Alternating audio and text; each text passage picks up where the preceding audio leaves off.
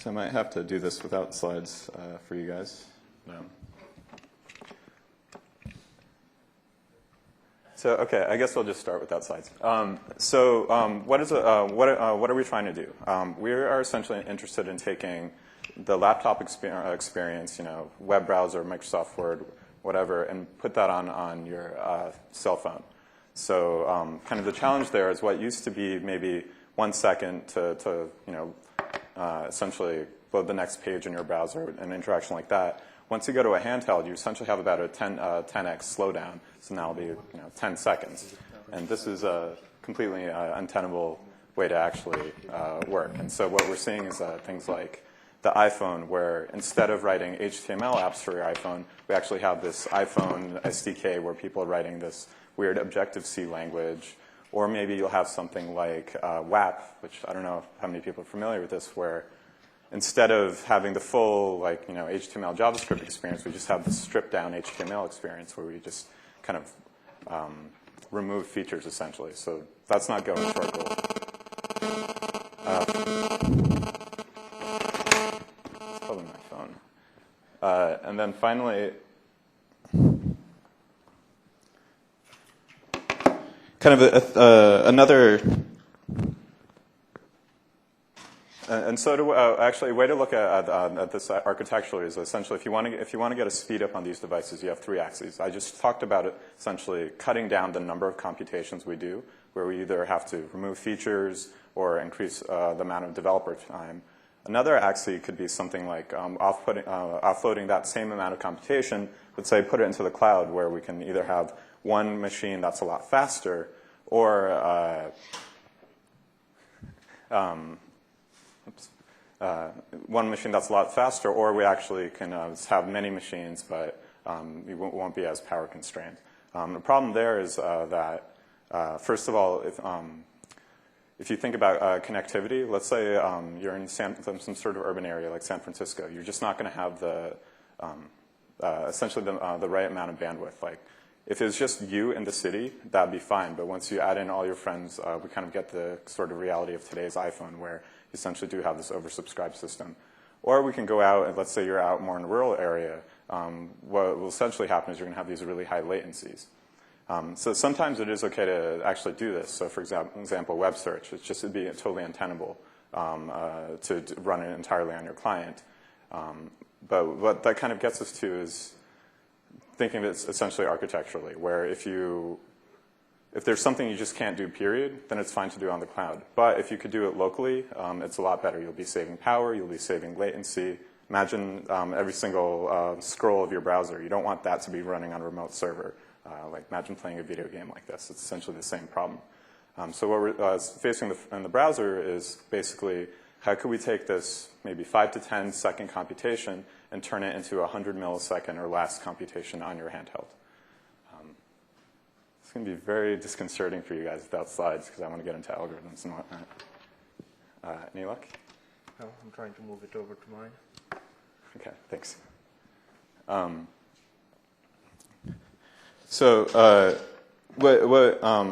I guess like my last point for this architectural perspective is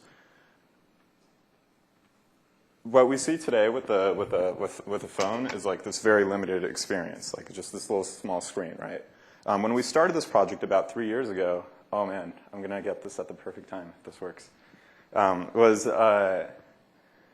We sat in this room and we just totally staged this photo of took the little phone, put it on a little soda cup, and then we just projected the screen of essentially a laptop experience getting projected from your phone. Perfect. Thanks. Problem. Oh, it was there.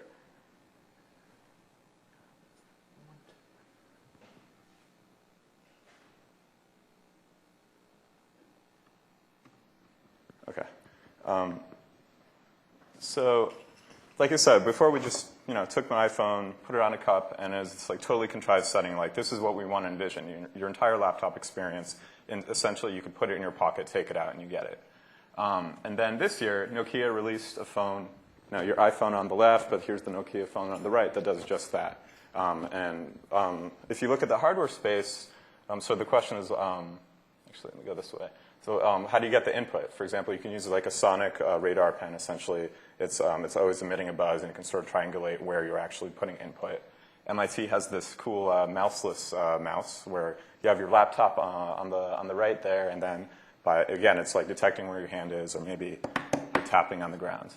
And then what makes me excited is actually the output alternatives, where we just saw the projector pen, which is, I guess, in the bottom left. The favorite one for me is the one on the top left, which is actually a foldable displays, where you can imagine like a scroll. You take it out of your pocket, unroll it, and bam, you have like your video, which you actually can see. There's a demo on the middle there. If you Google, it's pretty cool. Okay, so skipping forward a bit in the interest of time. So what are we interested in doing in a browser? Well, what does a browser do? Well, we get some data off the network. We parse it into some sort of tree structure. Then we get some style sheets to say, okay, what are different style constraints for different nodes on a page. Once we have all these style constraints, we might solve them, figure out one box is here, another box is there. And then we'll send it off essentially to a GPU to actually fill in all the pixels. And then, of course, there's this weird JavaScript thing that will change any of the inputs, and then we're going to have to kind of essentially go through this entire loop again. So when we're optimizing this app, we've already decided we want to do it locally, but the question is, what do we optimize? And as, what Amdahl's law says is we have to go after the big components and then all the ones after. You've heard a lot about JavaScript, but that's only actually about 10 to 15% of the time in a browser. And so our group is actually looking at all these libraries, which instead of imagine a matrix multiply library, now we have some sort of tree algorithm library. And some are very specific to browsers, like GPU graphics stuff. Some are kind of more about the sequential optimizations and have embarrassing parallelism, like the selector engine. But what I want to talk about is two that kind of, if anybody's dealing with this irregular problems that we have. One is parsing, which is this sort of canonical, inherently sequential, impossible to parallelize problem. And another is the layout engine, which is kind of typical. Once you do find the parallelism, the question is how do you exploit it? So let's start off with lexing. This is kind of a soft version of parsing. What lexing is if you have this string on the bottom here, maybe some HTML here, a bold tag. You want to figure out that the bottom left token is a bold tag, the middle section of text is a string, and the last one is another tag. The way we do it is a traditional sequential finite state machine. It's as sequential as you get. You start feeding in the text through the state machine, transitioning. Every time you do a transition, you emit which state you're on, and that's kind of which token. Every now and then you have this sort of emit state. So, for example, we start at the black node and we go forward. If you're going to parallelize a problem for data locality, whatever reasons, the way you just generally want to do it is data partitioning, where we'll just split the string among our processors, for example. But the question is this inherently sequential? And it kind of looks like it, because imagine we want to parse, this middle processor wants to parse the middle of the string. Before it knows what state R is, in order to get to state K, has to first know what state R is to continue. But to know what R is, we actually have to have the result from the previous processor. We have to know that E was this yellow state, and that's how we move forward. So this seems kind of horrible, but it's actually what we're going to do is the essence of essentially any speculative algorithm, or most, like a big chunk of speculative algorithms. So if you get this, you get how to kind of solve one really big class of algorithm. And the basic observation is that no matter where we start in this finite state machine, after a little while, we're going to sort of get to the right answer. So let's say we start at the right state. We labeled this opening tag as an orange one, and we went all the way through. What's interesting is if we start in the red state, eventually we're going to hit this black state second to last. But because it's a finite state machine, we're kind of guaranteed that the next one is going to be right, and so on. Same thing. We start in the yellow state. We're actually going to be yellow all the way through, and then we're guaranteed that we're going to converge. And so, skipping forward, the way we take advantage of this in lexing is we'll do our data partitioning, but we're going to have a bit of an overlap, maybe like this kind of like priming the pump idea, and where we will kind of start in some random, actually kind of tuned state. Wow, the colors are weird. All right, I'll have to explain this. So we will start in some randomly colored state, and then eventually the hope is by let's say we start red here. The hope is by if we hit the second state, we'll converge. And so that means all we really have to do is check if the one we converge to is really the kind of correct one from the previous one. And we just stitch these together. Okay. And so the way to think about this is there are kind of two notions for analyzing algorithms like this. One is work, which is the total amount of computations we've done. Imagine if we actually ran this algorithm on a sequential machine. And this sort of corresponds to how much energy your cell phone's going to take. So if you have a cell phone, you probably care about this. And in this case, for each one of our chunks, we're going to have to do the full amount of chunks worth. But then also we're going to have to do all these checkings. So if we assume all the speculations worked out and everything converged, essentially we're going to have the size of the page and then however many processors. It's just this log thing, so you do the math out. However, we're also interested in response time, which is this notion of span, which is if we view this picture as sort of a dependency graph of computations, it's just sort of the deepest way down the tree.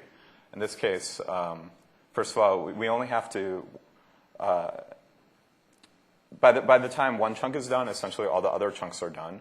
So that's essentially n over p. And then the other part is we have to just check that all of the answers are converge, which is, I think, log p. So, wow. Slides did not take the transfer from OS X to Windows very well. So this is kind of the essence of most speculative parallel algorithms, that somehow you do the data partitioning, and then you kind of prime the pump, or maybe you already know a good speculative value to start in. And then we can take one of the computer science's most canonically sequential algorithms and parallelize it. Now, the other part I want to talk about is trees. And so you've heard a lot about matrices and matrix manipulations, and then maybe you've also heard a lot about kind of very kind of control parallel code that has very little to do with each other. Trees are kind of in this interesting middle ground where it has a bit of structure, but it's not a nice structure that you can just pass to a parallel for loop. And so here, this is an example of solving web page layout. So what we see in this picture is two paragraphs. The top one has the word hello and that picture, and then the second paragraph, divided by that gray line, has the word world, okay, okay, okay. And if you're going to lay this out, you can think of it as some sort of kind of bricklaying process where you put out one element, then you go to the next, and you go to the next. Like you do the word hello, you put the image, then the word world. Imagine this kind of cursor moving along the page. That's not very parallel. Like that's essentially means we have to do this in-order traversal of the tree. However, if we look closer at a page, for example, we look at the fonts, we'll realize that a font is either that font, either a fixed font size like 12 point, or it's a function of the parent, so it's just this downward dependency. And what we realize, if that's the case, then we could, not just for that font, we can calculate essentially all of the fonts independently just by cutting up the tree downwards, or topologically. And once you start thinking this way, we actually have a lot of types of pre-parallelism. So what you just saw was an example of task parallelism, where here's our trees, sort of our dependency graph, and then the different colors are different cores. And so we can just sort of chop up the tree and then maybe do some more layout computation that way. What we also found is we also have examples of pipeline parallelism. So maybe the top left one is doing all the font calculations, and we have some nice locality with all our font code. Maybe that the top red one is doing something about width calculations. And then once you have those three top ones done, you do kind of maybe a reduction pass or something where you put those things together, but it's this full tree traversal. And this is sort of this pipeline going down the page. Finally, these are actually very coarse forms of parallelism. What we're expecting in this mobile world, and actually we're already seeing, is yes, you're going to have maybe 8 threads in 5 years on a phone. But you're also going to have SIMD parallelism, and that's actually kind of the best form of parallelism if you can get it. It's sort of like what you'll find in a GPU or whatever. And so here we can actually reuse the lessons from the previous ones, and if we're lucky, we can actually do something like a modified form of pipeline parallelism where we actually can exploit the SIMD units. For example, this is very common. If you're doing a search on a tree, you're actually doing multiple search queries. You can actually do the search queries all at the same time. And just as you're traversing the tree, each query does kind of like similar type of work. Just the data for the query is a little different. Or we can actually do, this is a little more common but harder to work with, is a kind of a form of SIMD task parallelism where we kind of do multiple parts of the tree at the same time. Like maybe let's say we're calculating the max of two subtrees at the same time. We can sort of, if they have the same amount of children each part, you can actually, as you see on the right there, kind of bunch them up. And so again, yeah, we've actually found these aren't just like in these browser codes that we're seeing these forms, but we actually traced it back to like old school n-body simulations, regex query languages, and it comes up again a lot in search, or like binary search and whatnot. So what did we see?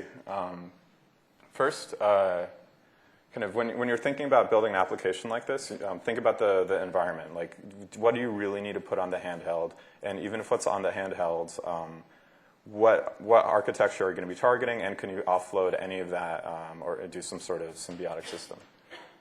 Next part is, if you are not in this sort of science computation space, you're going to have to deal with a lot of sort of irregularity, a lot of kind of long dependencies that kind of screw up parallelization, introduce barriers or whatnot. Here we can actually use speculation to kind of cut away most of these costs, at least in practice. Same thing with random algorithms. And then finally, kind of before you go all the way, there's this cross between going from this very nice structured SIMD style algorithm and before you go all the way to the very loose Silk or TBB style algorithms, hopefully you've heard of those. You can actually, if you can find the right data structure representation, you can do a lot of optimizations at kind of this like in-between level. And we're finding this to be a very rich space. Kind of a plug for our work is we've also found that right now there isn't very good tool support for this in-between space. And so this essentially a lot of our work has been looking at how do we actually do language or library support for these things without going to very general level. Okay, I don't know if there are any questions.